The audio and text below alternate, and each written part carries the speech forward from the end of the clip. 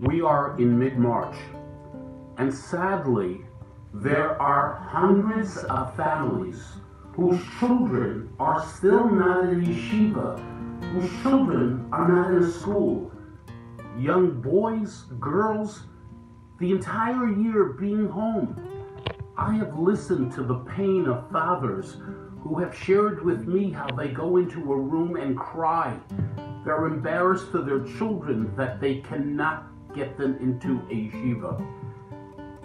This has been talked about.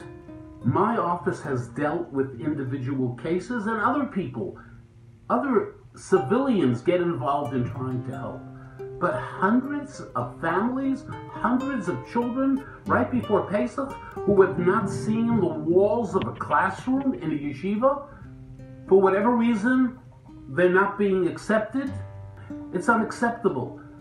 The pain that I have seen in mothers and fathers, how they feel facing their children being aware that their parents cannot get them into a school.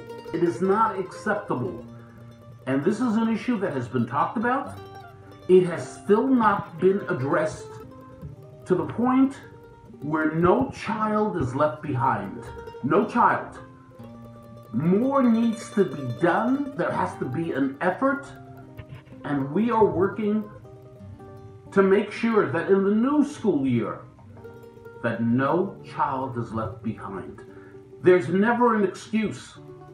There is never a reason for a child not to be sitting and learning Torah. Imagine what it does to the child. Imagine what it does to the parents, having to beg and plead.